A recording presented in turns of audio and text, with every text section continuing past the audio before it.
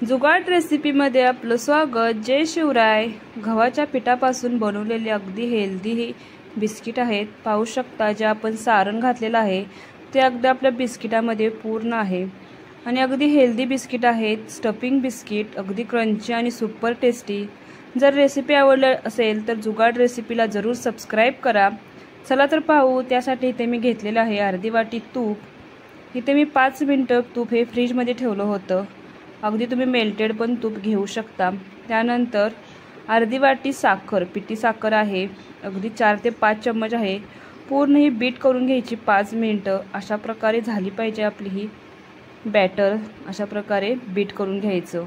आता इथे मी 1 कप फुल गव्हाचं पीठ वापरलेलं आहे।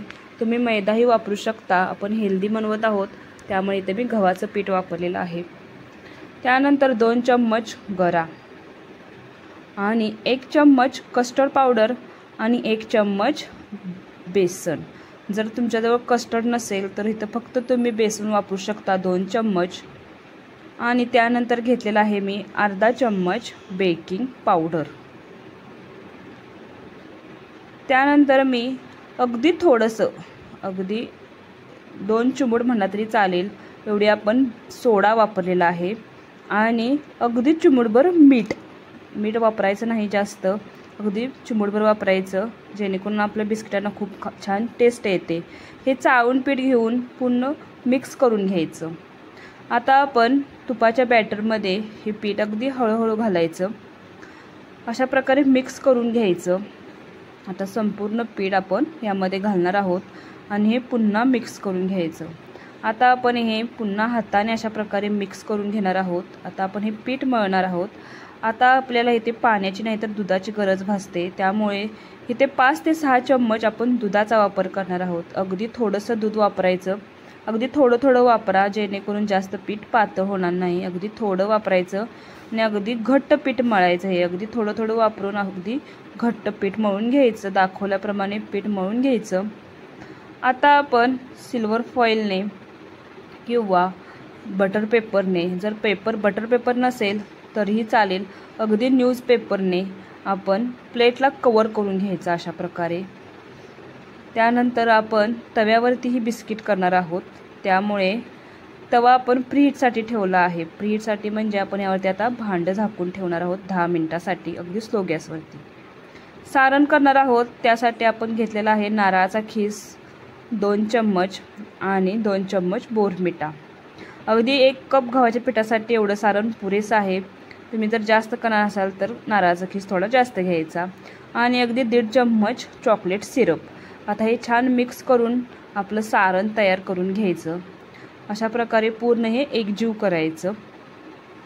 आता पिठामध्ये मी घातलेलं आहे इसेन्स, अगदी 2 ते 3 थेंब आपण इसेन्स घालायचं जेणेकरून आपली जी बिस्किट आहेत खूप छान टेस्टी लागतात।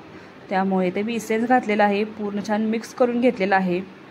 आता असा स्पून असेल तर चालेल, अशा स्पूनच्या सहाय्यतेने एकाच आकाराची, एकाच शेपची आपण बिस्किट तयार करण्यासाठी अशा प्रकारे आपण स्पूनचा वापर केलेला आहे। आणि अगदी अलगद आपण हे गोळा करून घ्यायचा आणि त्यामध्ये आपण सारण भरायचं। अगदी अलगद प्रेस करा आणि अगदी तुम्ही कोणताही शेप देऊ शकता, कोणतीही डेकोरेशन करू शकता। अशा प्रकारे मी डिझाईन केलेले आहे फोकच्या सहाय्यतेने, पाहू शकता। अशा प्रकारे आपण सर्व बिस्किटे तयार करून घेतलेली आहेत।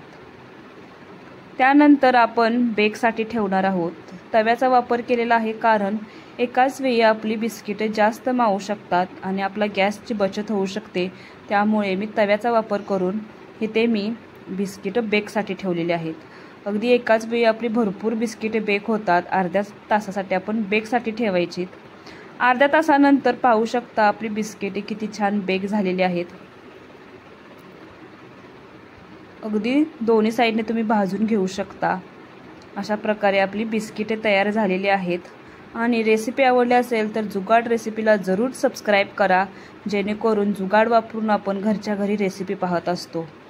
लाईक करा, कमेंट करा, सबस्क्राइब करा। पाहू शकता आपले सारण भरून बिस्किटे तयार आहेत। अगदी तुम्ही स्टोअरही करून ठेवू शकता 1 महिना अशा प्रकारे डब्यामध्ये।